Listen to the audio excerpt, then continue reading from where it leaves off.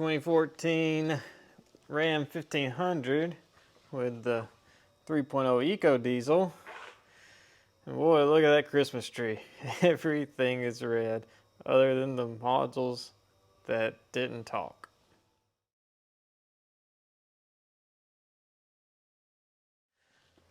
Oh man, this one might be a fun one.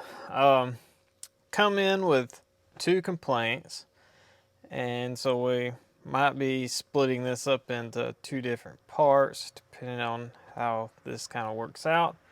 But as you see with the pre-scan, it has a lot of codes. And so the first complaint that he wants me to address is no power steering.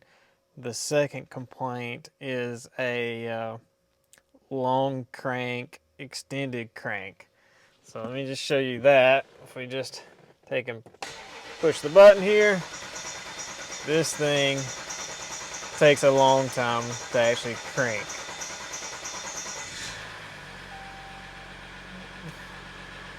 That is a really long crank. So that's one of the complaints, and then the other is no power steering. Yeah, it was a pain to get in here. Get this ignition back on. So on the scan tool here, as you can see, we have basically no comm with the electronics power steering. So we're just going to kind of go with that first. We're going to check our power, our ground, our data lines, everything getting to the power steering, and see if the module is good or bad, or if we've got some issue with an input getting there. So that's where we're going to start with that. So let's get a diagram pulled up and see what all's involved with this thing talking.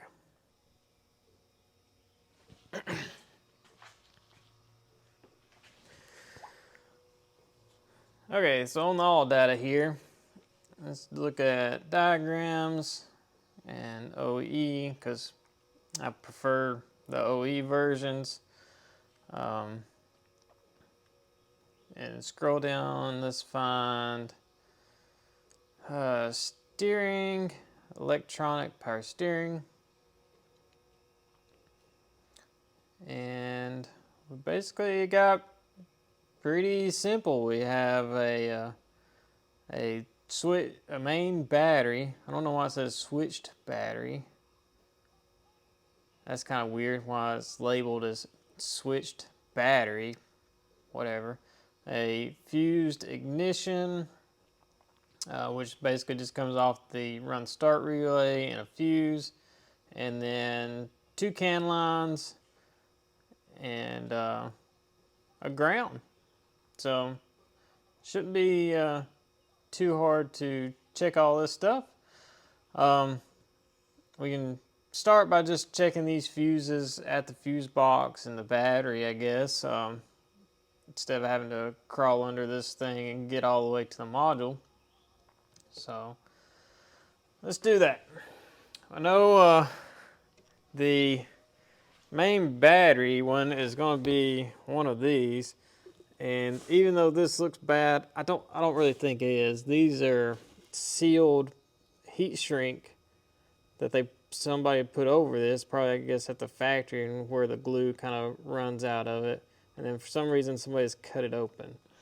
So I'm not sure if this right here is the one going down to the power steering or not, but either way, this is a fuse and this is a fuse, and I'm not positive, but this might also be a fuse right here.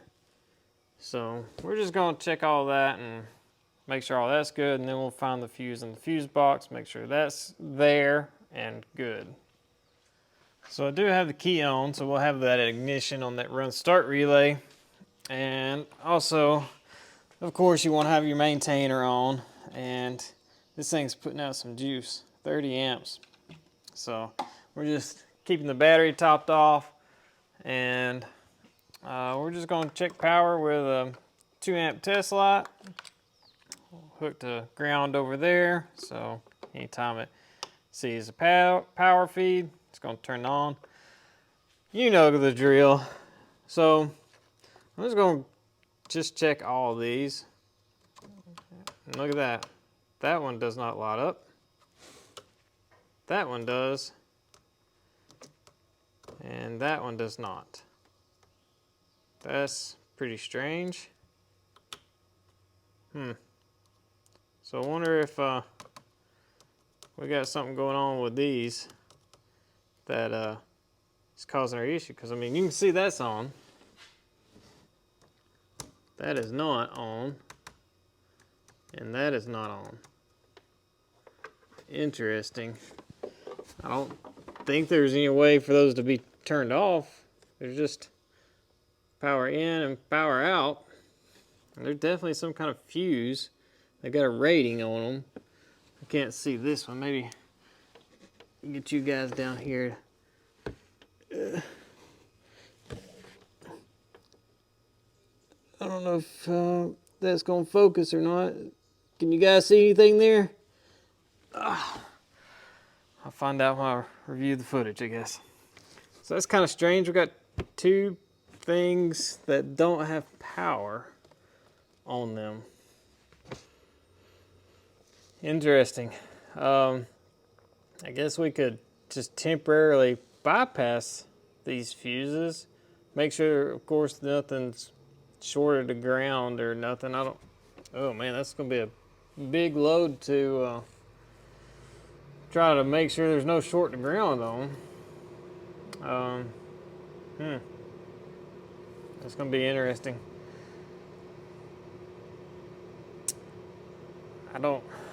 125 amps. I'm going to assume the other one's probably close to 125 amps. I guess I could look at the diagram. But, wow. Let me think about this. So our diagram does say it's a 125 amp fuse there that goes to that. So this is 125. So is this possibly it? Not really sure. Can't really tell where it's going yet.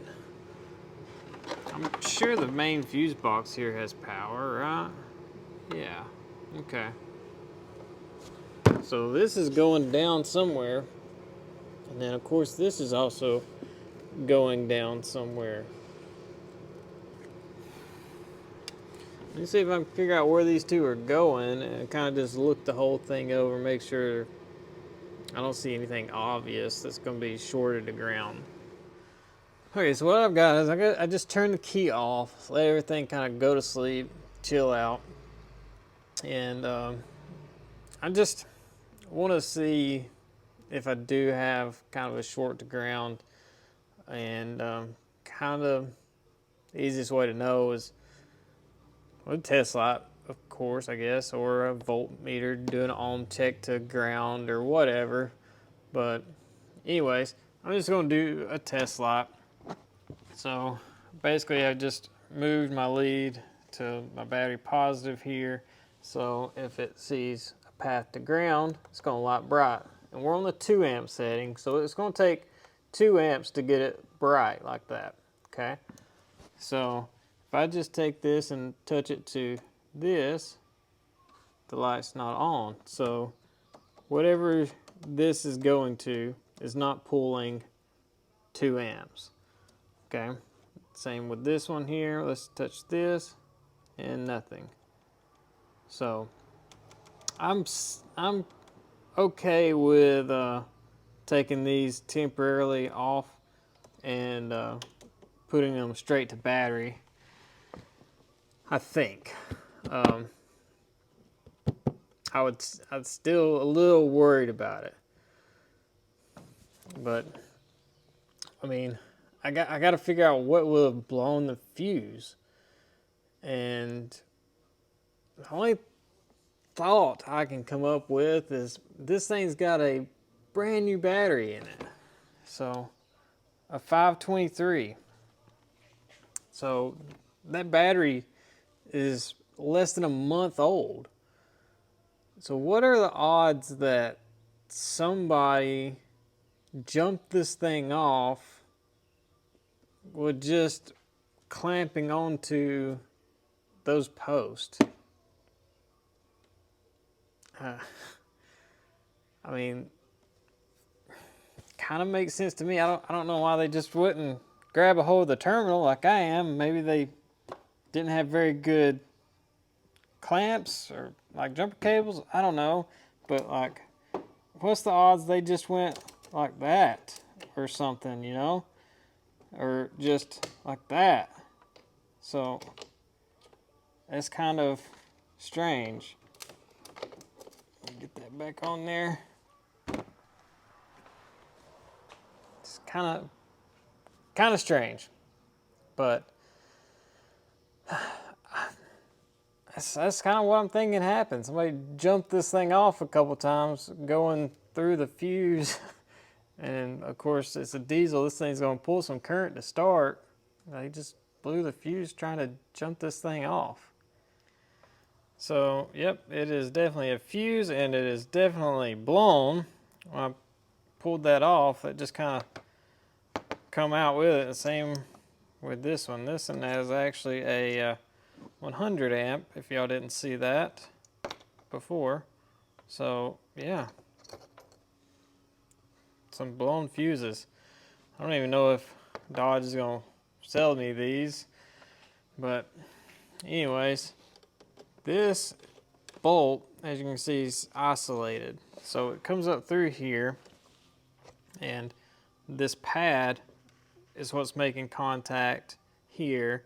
And then, of course, this is going to screw down to the top or bottom onto this. So this bolt is actually isolated through this. So we could just go straight to this, but that bolt's not actually doing anything. So that's how those bolts kind of work on these things. See, just touching that to a straight battery, that does not do anything. So I'm not worried about these being shorted to ground or anything like that. But I might rig up just a temporary fuse for these or something, and because I mean, if I turn this on and these are internally shorted but only start shorting when they're turned on, I kind of don't want to worry about that. Well, some of the perks of being an old stereo installer, I kind of got parts laying around, and Lewis, the other guy that works out of the shop too, he used to be an installer as well. So luckily I had found some 4-gauge that I could put some ring terminals on. So these are the two that were on the blown fuses here. I've just bolted them together just because it was the easiest thing to do, and run through a 150 amp fuse and then connected back to the battery. Everything's good and tight. Everything's safe, you know, so if one of these has a dead short in it, once it gets keyed on, hopefully it will blow 150 amp, because I mean, one of these was 125, the other was 100, so chances of both circuits pulling over the 150, I doubt it. It would be close, but I think this would get it running to where I can do some further testing. So let's get the scan tool here. I've not cleared any codes. I've not even turned the key on or anything like that. So let's just turn ignition on. Let's see. Let me look at the fuse, make sure it's still good. Yep, fuse is still good. It's not getting hot. So that's promising. I just want to see, can I talk to the EPS now? So here we go. Does it communicate? It does. It does communicate. Read fault codes. Okay. So we got fault codes. Let's see if it will crank and have power steering. Still have a long crank, but look at this. We got power steering back. So it's promising. Let's turn this back off. We're gonna clear all the codes and just see what comes back. I have a feeling whatever's causing the long crank is going to come back as soon as we try to start it. So I'm not too worried about clearing the codes out of the PCM. Some of them were stored, and I'd just rather start fresh with it because there was a lot of codes, and this was sadly at a dealership, and they told the guy it needed a power steering rack. Sadly. What can you do?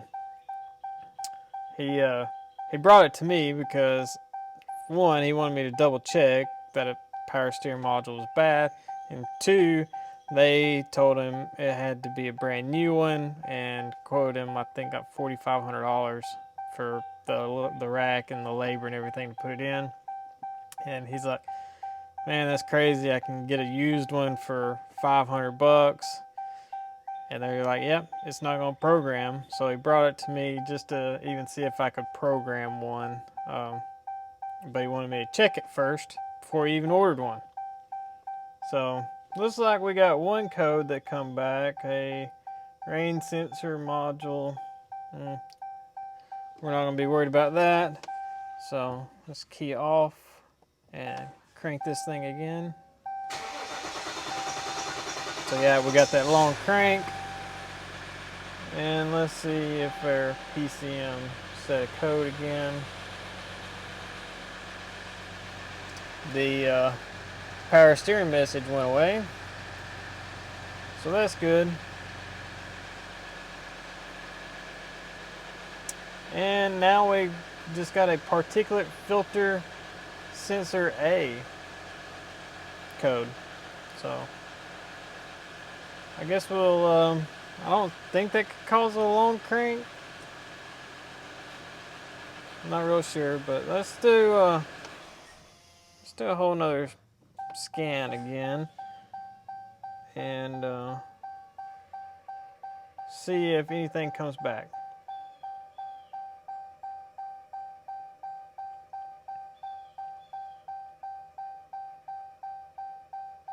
So now 2 codes in the BCM.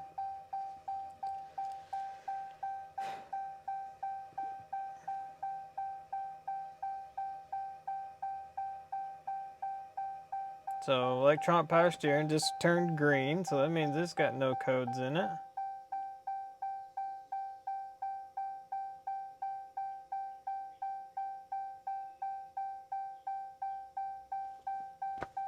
Okay, so 2 codes in the BCM, a stop lamp and a rain sensor, and then a radio is a cell antenna, and then that particulate filter pressure sensor A circuit high. I really don't see how that could cause a long crank.